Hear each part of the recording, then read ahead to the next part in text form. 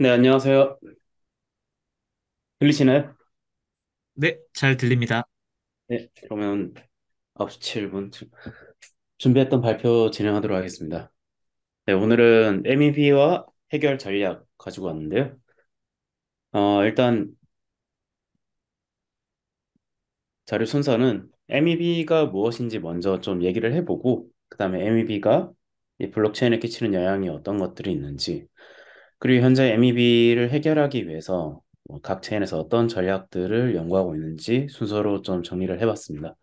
네, 일단 발표 전에 제가 불파스 이번에 처음이고 여기에 계신 분들의 어떤 백그라운드 날리지라든지 이런 것들을 정확하게 몰라서 어느 수준에서부터 시작해야 될지 잘 몰라가지고 일단 기초적인 것부터 좀 다시 정리를 했습니다. 네.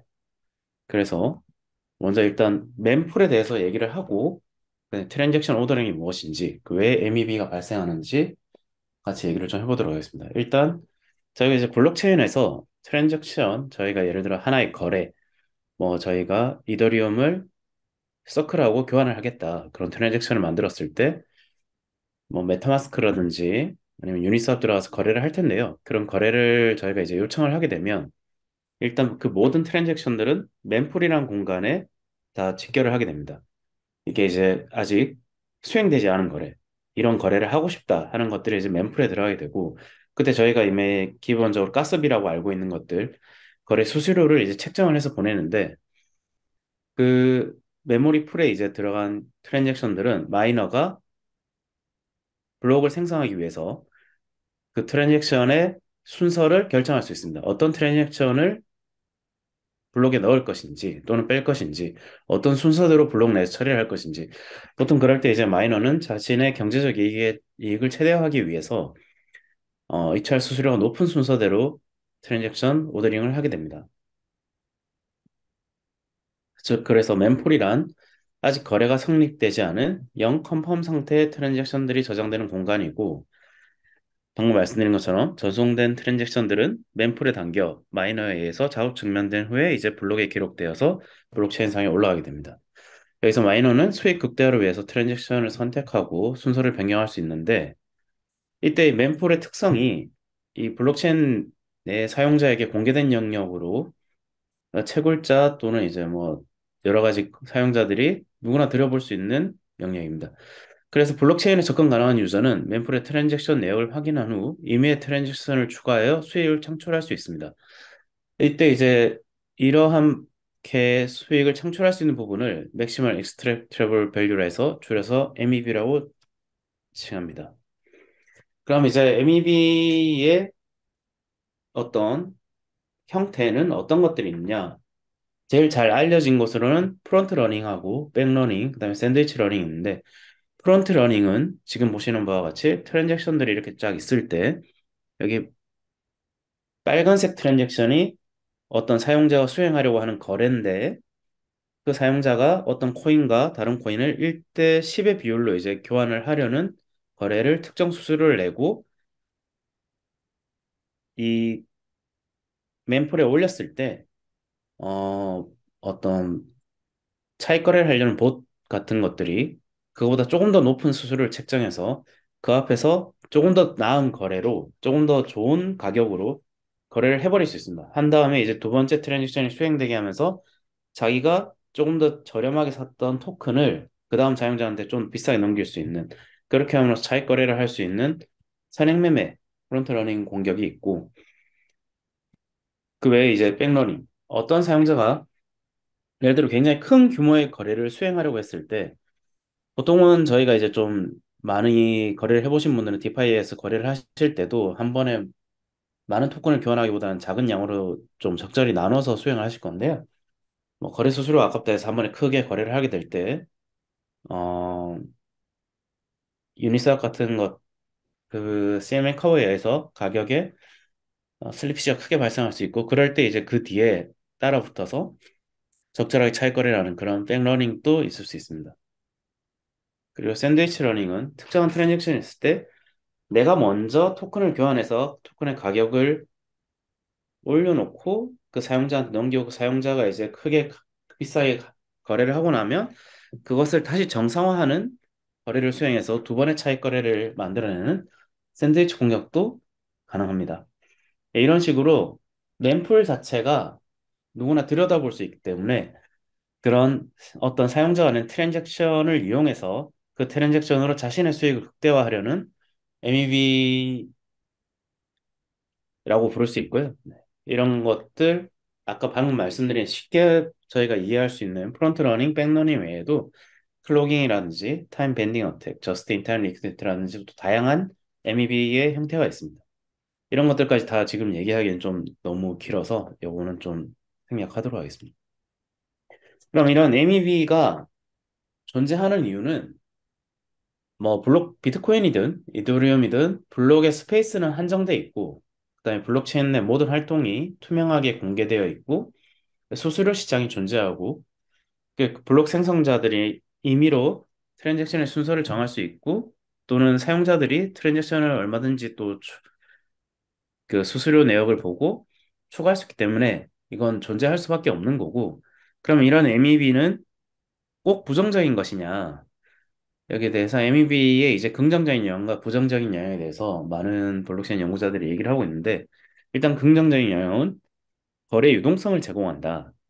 그 사실 디파이 같은 거 저희가 거래를 할 때도 거래량이 많지 않으면 가격 발견의 기회가 없기 때문에 충분한 거래량이 뒷받침되는 게 굉장히 중요하거든요.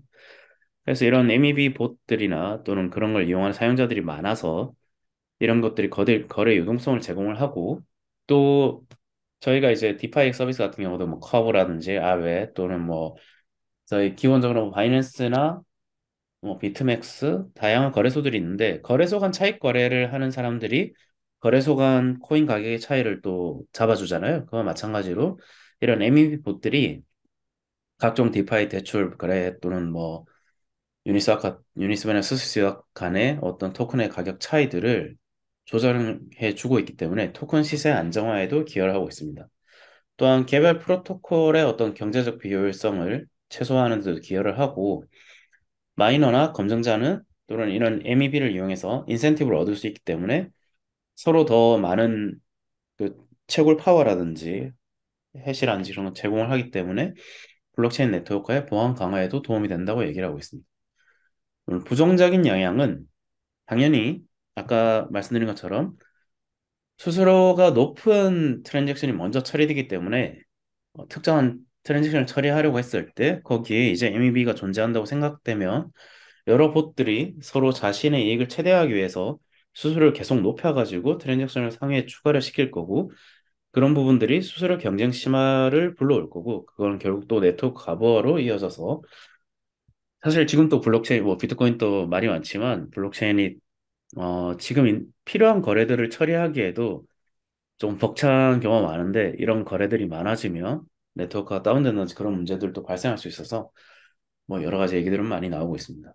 그리고 이거 두 번째는 이제 블록체인의 신뢰성 훼손인데 이것은 아까 방금 말씀드린 것 중에 타임 밴딧 어택하고 조금 연관이 있는 건데 이건 사실 뭐 지금 저희가 보고 있는 비트코인이나 이더리움 말고 좀 소규모 블록체인 이제 막 새로 시작하는 아직은 뭐 밸리데이터가 많지 않은 그런 체인에서 일어날 수 있는 일로서 저희가 이제 블록체인 같은 경우는 실제로 분기가 일어날 수 있는데 롱기스트 체인이 저희는 올바른 체인이라고 믿고 거래를 하기 때문에 어떤 채굴자가 만약에 자기가 블록이 지금 현재까지 5번이 생성됐는데 내가 만약에 두 개를 더 빨리 생성을 해가지고 가장 긴 롱기스트 체인을 만들면 앞에 있는 이미 있었던 트랜잭션을 재처리를 해가지고 상당히 많은 MEB를 만약에 자기가 얻어낼 수 있다면 더 긴 체인을 만들어내서 블록체인의 신뢰성을 훼손시키는 그런 악의적인 행동을 할 수도 있다. 예, 약간 이런 상황인 거고 실제로 그런 공격이 일어났는지 여부까지는 제가 확인을 못 해봤습니다. 네, 이런 것도 있을 수 있다는 얘기가 있습니다. 그럼 이제까지 MEB에 대해서 얘기를 해봤는데 그럼 이런 MEB가 존재할 수밖에 없는 거고 이걸 해결하기 위해서 각 체인들은 어떤 전략을 취하고 있는지 또 어떻게 발전해 나가고 있는지 간단하게 좀 얘기를 해보겠습니다. MEB 아까 제가 이제 앞에서 말씀드릴 때는 간단하게 이제 유저와 마이너 개념으로 말씀을 드렸는데 최근에 이제 또 계속해서 블록체인 발전하면서 유저뿐만 아니라 서처라는 그룹, 빌더라는 그룹, 또 릴레이어 뭐 다양하게 많은 그룹군들이 점점 생겨나고 있죠. 그래서 이제 이런 것들이 생겨나는 것들이 MEV 추출이 방금 말씀드렸다시피 쉬운 게 아니라 점점 그걸 하기 위해서 필요한 리소스도 많아지고 체인이 복잡해지면 전문성도 높아지기 때문에 블록 생산자는 같은 블록을 생산할 때 자기의 이익을 최대화하기 위해서 서처나 빌더, 릴레이어로 구성된 타사 네트워크의 블록 생성을 아웃소싱하는 것이 이제 일반적인 추세가 됐고 서처들은 이제 MEV 기회를 찾고 종종 다른 사용자의 트랜잭션을 포함하는 번들을 생성하고 빌더는 서처로부터 받아 풀 블록 페이로드를 생성해서 그중에서 이제 어떤 것들이 총 블록의 MEV가 가장 높냐 그렇게 해서 이제 릴레이에게 전달하면 블록 프로듀서는 그걸 받아가지고 그중에서 자기한테 가장 이득이 되는 블록을 또 생성하는 그런 식으로 점점 전문화되고 분업화되고 있는 상황입니다.